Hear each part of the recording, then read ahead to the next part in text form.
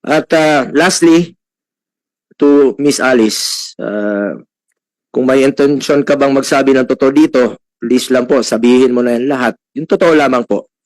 Kung rerespetuhin ka pa dito, huwag kang maging evasive. Sabihin mo lang yung totoo. Huwag kang tumakas, huwag kang magsinungaling.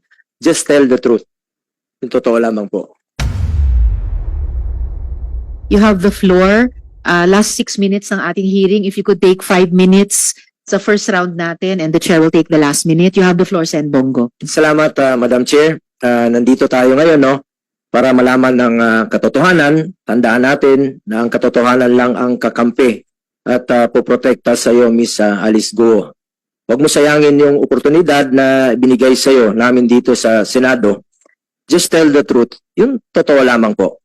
Kasi dahil sa pagiging evasive mo noong mga nakaraan hanggang ngayon, kung ano-ano na pong mga insinuations, haka-haka, chismis at conspiracy theories ang kumakalat, marami na pong nadadamay na mga inosente, pati po si former President Duterte ay kinokonekta sa iyo.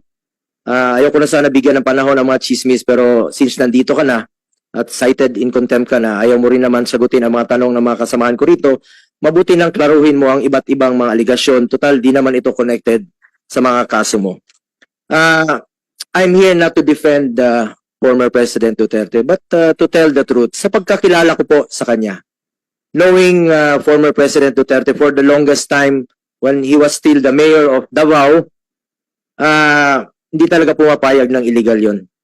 Nung mayor siya, binalaan nga niya mismo yung parating naliling sa kanya na si Michael Yang sa Davao. Nagninegosyo yan doon, pumunta, early 2000 pa siguro. Nagdala yan ng bayong, nagninegosyo ng mga cellphone, meron siya maliit na paninda. Sinabihan niya yan, pag nagnegosyo ka ng illegal dito, ibabaon kita ng buhay dito. So, ibig sabihin, ayaw niya po ng illegal ni dating Pangulong Duterte. Lalo na nung naging presidente po siya, ayaw niya ng illegal sa kanyang pamumuno. Ako rin po mismo ay saksi rito, no? At for the record po, lahat ng gumagamit ng pangalan niya o ng pamilya niya o ng malapit sa kanya, parati niyang sinasabi, consider it denied. Huwag kayong maniwala kasi marami talagang gumagamit ng pangalan nung panahon na nasa pamumuno pa siya. Marami pong mga name dropper na gumagamit ng pangalan. Huwag ko kayong maniwala. Pag ginagamit po ang pangalan, masama po ang intention yan. At ako po ay mismo, noon pa, against po ako sa Pogo. Pag apektado na po ang peace and order. For the record, ayaw ko ta rin ng Pogo. Lalo-lalo na po, pag nag-aasik na po sila ng lagim, dyan po mismo sa mga condominium, dito, sa may malapit lang sa atin, kita mo nagkakalat sa mga kondo, naghahasik ng lagim. Pag compromise na po ang peace and order, ako mismo, ayaw ko po. I am against sa Pogo. Matagal ko na pong sinasabi yan.